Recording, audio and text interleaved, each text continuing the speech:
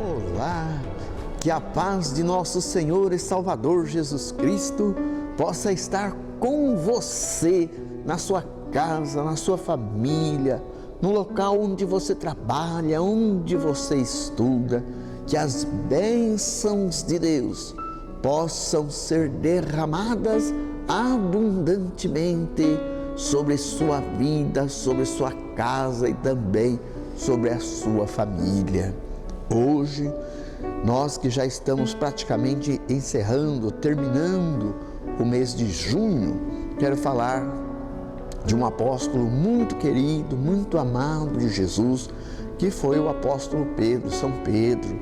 Ele que era um pescador e Jesus passando, viu Pedro e o convidou a participar com ele, a deixar a barca, a deixar as redes e vir caminhar com Jesus. E ele veio, mas essa caminhada, ela não foi muito fácil. Logo no primeira adversidades que eles tiveram, foi quando Jesus estava orando e pediu que eles atravessassem o mar da Galileia. E atravessando o mar da Galileia, o que aconteceu? Uma tempestade no meio da noite, já de madrugada, lá pelas 3 horas da manhã. Então Pedro, juntamente com os outros discípulos, se desesperam e se desesperando, eles veem Jesus como um fantasma, não como um Senhor e um Salvador.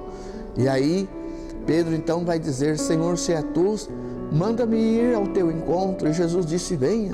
E ele começou a caminhar sobre as águas ao encontro de Jesus. Mas o que aconteceu? Ele começou a ficar com medo e começou a afundar. Começou a afundar. Enquanto ele afundava, ele pediu: Senhor, socorre-me. Senhor, salva-me. E Jesus estendeu as mãos para ele e o salvou e disse: homem fraco na fé. Nós também, como discípulos de Jesus Cristo, quantas vezes nós não somos fracos na fé? Pode ser que não venha uma tempestade, mas pode ser que venha uma crise financeira, uma doença, um luto, uma enfermidade, um problema, seja ele qual for, e a nossa reação é de medo, é de susto, é de pavor. Quantas vezes nós não nos desesperamos, quantas vezes nós não somos fracos na fé. Então, hoje, Jesus está falando para Pedro, como fala para mim, como fala para você, porque você é fraco na fé. Confia em Deus, confia em mim.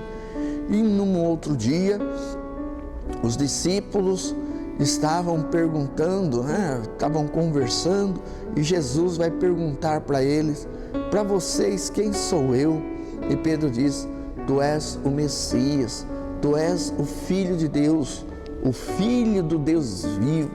E Jesus disse para ele: feliz és tu, Pedro, porque não foi um ser humano que te revelou isso, mas sim o meu Pai que está no céu. Então, quando nós reconhecemos e admitimos que Deus é nosso Senhor, que Jesus é o nosso Salvador, nós somos, a tendência nossa é ser feliz. Também aconteceu com Pedro, logo após o discurso sobre a multiplicação dos pães, quando Jesus disse: eu sou o pão da vida, quem comer deste pão viverá para sempre, viverá eternamente. Muitos dos discípulos começaram a abandonar, achando que o discurso era muito duro. E aí Jesus perguntou para os discípulos: vocês também querem ir embora? Vocês também querem abandonar? E aí Pedro diz: a quem iremos, Senhor? Só tu tens palavra de vida eterna. Hoje nós sabemos realmente que tu és o Santo de Deus. Mas pensa que todas as coisas terminaram bem assim? Não. No dia da prisão de Jesus, Pedro negou.